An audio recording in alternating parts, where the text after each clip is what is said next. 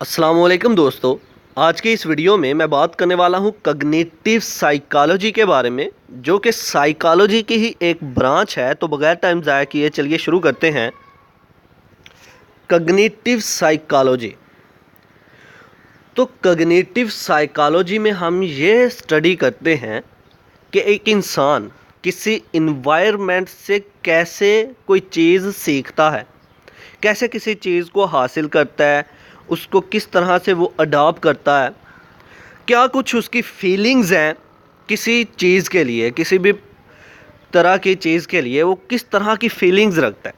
इसमें हम ये समझते हैं, कॉग्निटिव साइकोलॉजी में हम समझते हैं कि इंसान की परसेप्शन क्या है, इंसान की थॉट्स क्या है, उसकी मेमोरी कितनी है, उसने क्या कुछ स्टोर करके रखा हुआ है अपनी मेमोरी के अंदर, और उसके क्या फीलिंग्स है किसी चीज़ के लिए।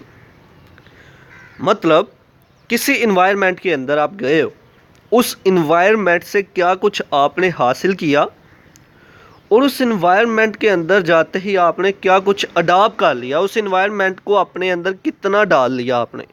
ये सब कुछ हम समझते हैं कॉग्निटिव साइकोलॉजी में। जब आप किसी इन्वायरमेंट के अंदर गए, तो जब आपने वहाँ जाकर तरह तरह के लोगों को देखा, तरह तरह की चीज़ों को देखा, तो आपका उनके बारे में क्या ख्याल था, आपकी क्या थॉट्स हैं उनके बारे में, क्या फीलिंग्स हैं उनके बारे में, ये सब हम पढ़ते हैं कॉग्निटिव साइकोलॉजी में।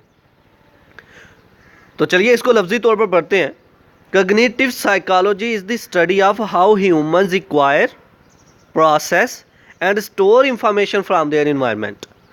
कॉग्निटिव साइकोलॉजी एक ऐसी साइकोलॉजी की टर्म जिसमें हम स्टडी करते हैं कि किस तरह से लोग इन्वायरमेंट से कोई चीज़ हासिल करते हैं, इल्म हासिल करते हैं, या कोई भी चीज़ें हासिल कर रहे होते हैं, उसको किस तरह से प्रोसेस करते हैं, मतलब क्या सोचते हैं उनके बारे में, और किस तरह से वो स्टोर करके रखते हैं अपनी मेमोरी के अंदर। पॉइंट नंबर 2, कॉग्निटिव साइकोलॉजी में हम स्टडी करते हैं mental processes such as perception, memory, attention, decision making and language use. Cognitive psychology में हम स्टडी करते हैं कि किसी की परसेप्शंस क्या है, उसकी मेमोरी क्या है, उसकी अटेंशन क्या है, किस चीज़ की तरफ वो अटेंशन क्रिएट करता है अपनी, डिसीजन मेकिंग पावर कैसी है उसकी, वो किस तरह से अपना फ़ैसला कर सकता है। हम देखते हैं किस तरह से वो लैंग्वेज का यूज़ करता है इन्वायरमेंट के अंदर किसी के लिए किस तरह से वो बोलता है। ये सारे का सारा डिपेंडेंट है आपकी फीलिंग्स पर, आपकी थॉट्स पर। फॉर एग्ज़ाम्पल, अगर आपके लिए कुछ अच्छी फीलिंग्स रखते हैं, अच्छी थॉट्स रखते हैं, तो आप अच्छी लैंग्वेज यूज़ करेंगे किसी के साथ। अगर आप किसी के लिए बुरी फीलिंग्स रखते हैं, बुरी थॉट्स रखते हैं, तो आप उसके साथ कभी भी अच्छी लैंग्वेज यूज़ नहीं करेंगे। आपकी अटेंशन भी उसी चीज़ की तरफ होगी जिसके लिए आप अच्छी फीलिंग्स, थॉट्स रखते होंगे। तो मतलब ये हुआ कि कॉग्निटिव साइकोलॉजी में हम स्टडी कर रहे हैं इन्वायरमेंट के अंदर से हासिल होने वाली चीज़ों को, उनको किस तरह से स्टोर करना है, और उसके बाद हम देख रहे हैं कि किसी की फीलिंग्स, किसी की थॉट्स क्या है। ओके, नंबर 3 में आ जाए, relatively young branch of psychology 1960s।